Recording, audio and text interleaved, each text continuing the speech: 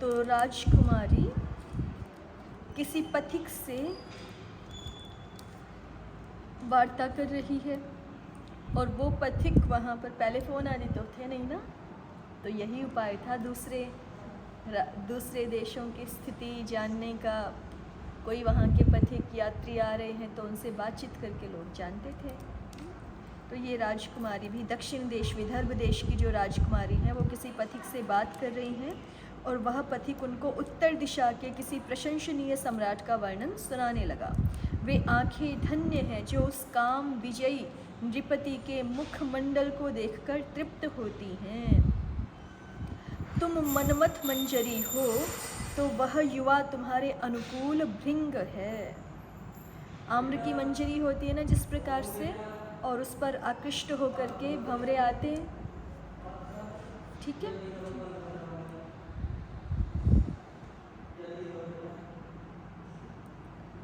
उसी प्रकार से ये पथिक वो राजकुमार भी सौंदर्य से परिपूर्ण है, तो इसलिए उनकी तुलना इस रूप में कर रहा है कि तुम मनमथ मंजरी हो तो वह युवा तुम्हारे अनुकूल भृंग है। तुम दोनों के मिलन से विधि की रचना का संकलन सफल हो जाएगा।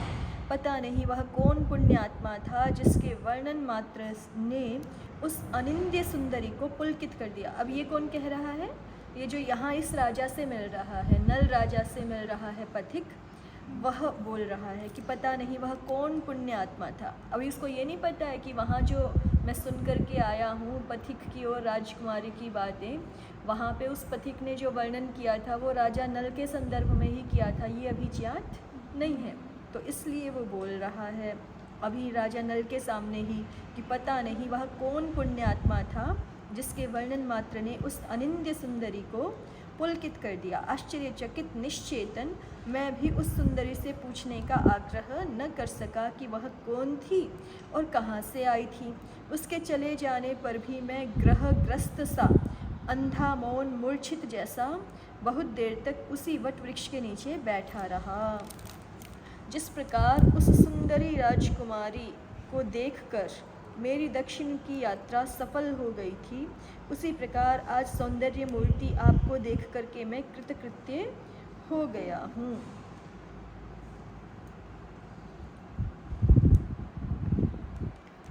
मुझे अब जाने की आज्ञा दीजिए। यह कहकर पथिक चुप हो गया। पथिक की बातें सुनकर राजा सोचने लगा, निश्चित ही वह देश स्त्री रत्नों का आकर है तथा पथिक भी यथार्थ वक्ता है, क्योंकि विधाता का व्यापार ही विचित्र रचना का है। खेद है कि मैं उस रूप संपत्ति को न देख सका जिसके सुनने मात्र से मेरा उच्च मनोबल गिरता जा रहा है। मुझे तो उसके श्रवण मात्र से ज्वर के बिना ही अस्वस्थता, आत्मसमर्पण के बिना ही परवशता, आँख कान के ठीक होते हुए भी अंधता बधिरता छा रही है।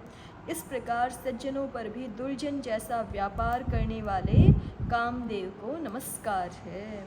यह सोचकर अपने अंगों से आभूषण उतार कर देते हुए राजा ने उसे अभीष्ट स्थान को जाने की अनुमति दे दी तथा स्वयं भी व्याध परिजनों के साथ वह अपने राजभवन को चल दिया।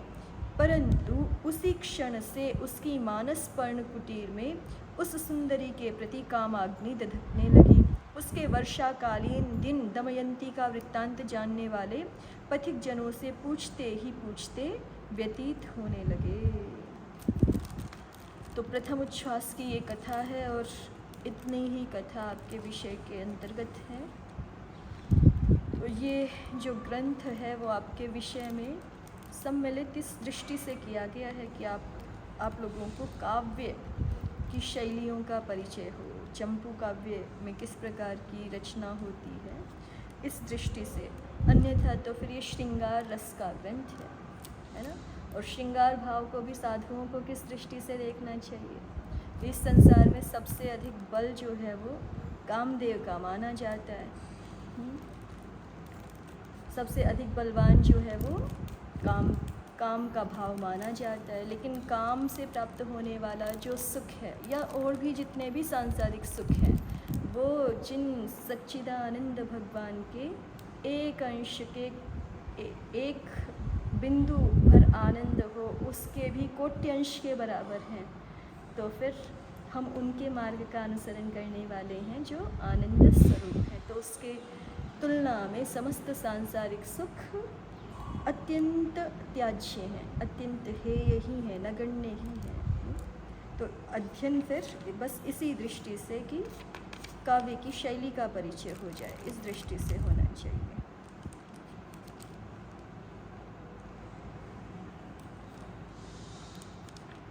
पात्र आगे देखिए, इसमें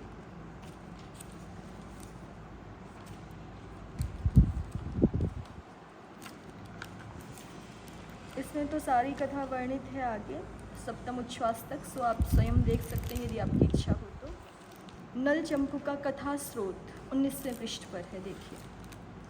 इसकी कथा का मूल स्रोत महाभारत के वन पर्व का नलोपाख्यान है। यह आख्यान अति प्राचीन काल से ही कवियों के आकर्षण का प्रमुख केंद्र रहा है। इस पर कवि हर्ष ने नैषधीय चरितम, लक्ष्मीधर ने नल वर्णन काव्य, श्रीनिवास दीक्षित ने नैषधानंद जैसे प्रमुख काव्यों की रचनाएं की हैं। वैसे इसके आश्रित नल विक्रम, विधि विलासिता, दमयंती परिणय आदि अन्य भी अनेक ग्रंथों का निर्माण किया गया। इस प्रकार नल चंपू की कथा अति प्राचीन एवं पौराणिक है। इसमें 7 उच्छ्वास हैं जिनमें सरस रमणीय प्रसाद गुणयुक्त श्लेष का बाहुल्य है। इसकी शैली सुबंधु की श्लिष्ट शैली से भी दुरूह है। यद्यपि गुण विनय गणी, दामोदर भट्ट तथा नागदेव आदि की नल चंपू पर अनेक संस्कृत टीकाएँ हैं, तथापि त्रयोदश शताब्दी की चंडपालकृत विषम पद प्रकाश टीका अधिक प्रसिद्ध है। नल चंपू की काव्यगत विशेषताएं। कवि श्री त्रिविक्रम भट्ट स्वभाव से रसानुगुणी थे, किंतु तत्कालीन प्रभाव से वे मुक्त नहीं थे। प्रसाद गुण अभिष्ट होने पर भी बाण के शब्दजाल तथा सुबंधु के श्लेषमय पद विन्यास से वे अधिक प्रभावित हुए। अतः इनकी रचना रस प्रधान तथा भाव प्रधान घटनाओं से उठकर चमत्कार प्रधान सूक्तियों एवं पांडित्य प्रधान पदबंधों वाली बन गई।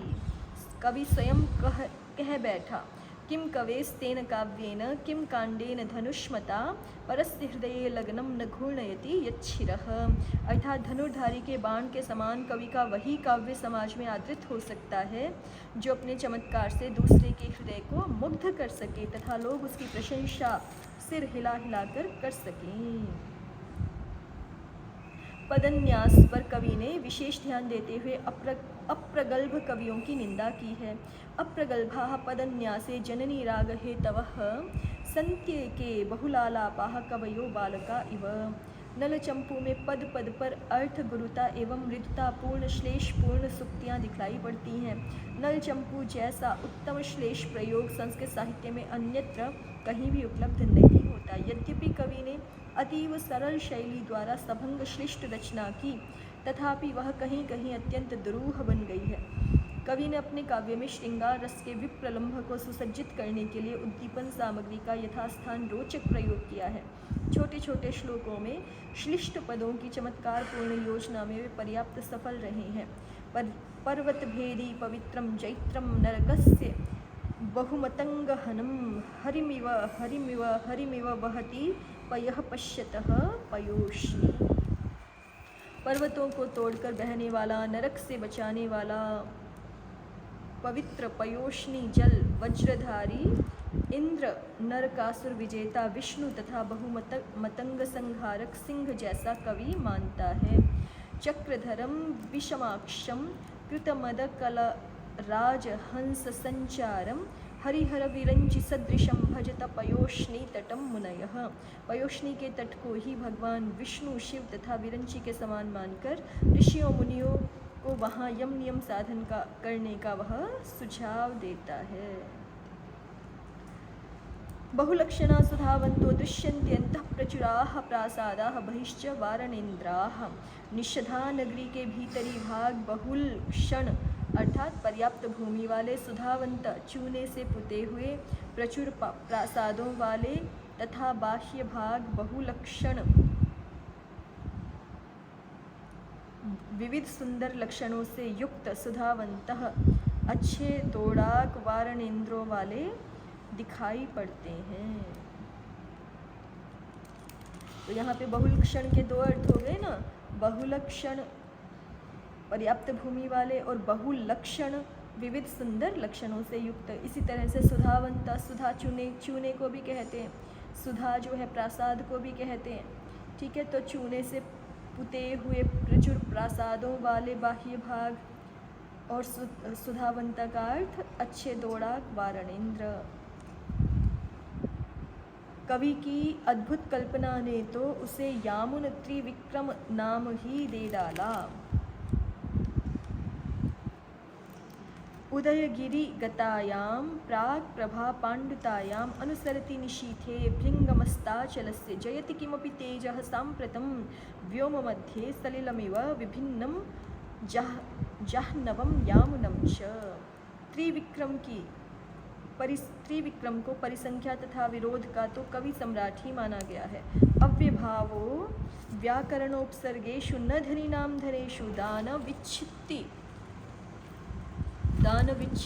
उन्माद्यत् करिकपोलमण्डलेषु न त्यागिगृहेषु भोगभङ्गो भुजङ्गेषु न विलासिलोकेषु स्नेहक्षयो विरमत् प्रदीपपात्रेषु न प्रतिपन्नजनहृदयेषु। अनुप्रास तथा यमक की भी अनुपम छटा देखते ही बनती है। यह श्रृंगारम जनयति नारीणाम यह करोत्याश्रितस्य नवम धनम न बंधनम यो गुणेषु रज्यते नर रमणीनाम न रमणीनाम यस्य च नामस्याहारेषु श्रूयते न लोपाख्यानम न लोपाख्यानम। ये हमने पहले देख लिया है ना। राजा नल नारियों के श्रृंगार को उत्पन्न करता है, शत्रुओं को नहीं। जो आश्रित को नूतन धन से पुरस्कृत करता है उसका बंधन नहीं बनता। जो उत्तम पुरुषों के गुणों पर ही अनुरक्त होता है, रमणियों पर मुग्ध नहीं होता। तथा जिस नल की कहानी पूज्य लोगों के यहाँ सुनी जाती है, किसी अच्छी कहानी के वृत्तांत का लोप नहीं सुना जाता है। श्रृंगार रस के साथ ही वीर, रौद्र, करुण, भयानक तथा हास्य रसों की भी सुंदर योजना इनके चंपू काव्य में देखने को मिलती है। स्थान स्थान पर जहाँ जैसा प्रसंग है उसके अनुसार वीर, रौद्र, करुण, भयानक, हास्य रस का भी प्रयोग किया गया है। कवि ने अपनी अलौकिक कल्पना तूलिका से स्वाभाविक चित्रणों पर ऐसा रंग चढ़ाया है कि वह परंपरागत कवियों के वर्ण विषय होकर के भी सर्वथा नूतन प्रतीत होते हैं।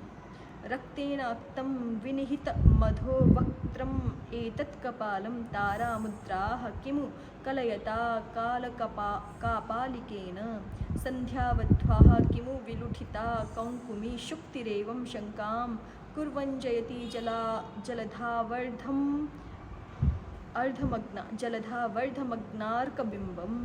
क्या काल कापालिक रुधिर भरे कपाल को नीचे उलटकर तारक मुद्राओं को धारण कर रहा है। संध्या वधू की कुमकुम भरी शुक्ति क्या उलट गई है।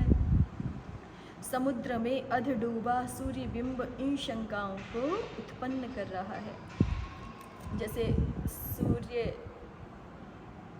भगवान जब समुद्र में आधे डूबे हुए हैं तो कैसे प्रतीत हो रहे हैं, उसके लिए इन्होंने कुछ उपमाएं प्रस्तुत की हैं ना।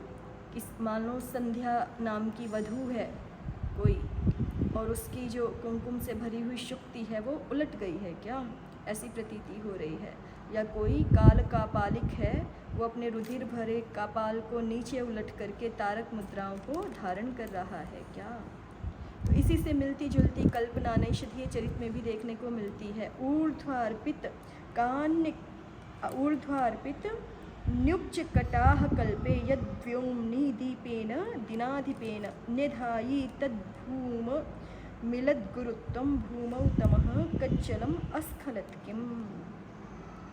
इस प्रकार त्रिविक्रम भट्ट की श्लेष युक्त रमणीयतर चित्रण शैली अपनी मौलिक देन है। उनकी कृति में रस वस्तु अलंकार का एक अद्भुत सम्मिश्रण है जो कि संस्कृत कवि कदम्ब में उन्हें अति सम्मानजनक श्रेणी में प्रतिष्ठित करने में सिद्ध हुआ है। आगे नल चंपू में सामाजिक विधान, उस समय की सामाजिक स्थिति क्या थी, भौगोलिक विधान और प्रमुख पात्र चरित्र चित्रण है। तो इसको देखते हैं अभी। एक इसको रोको एक बार।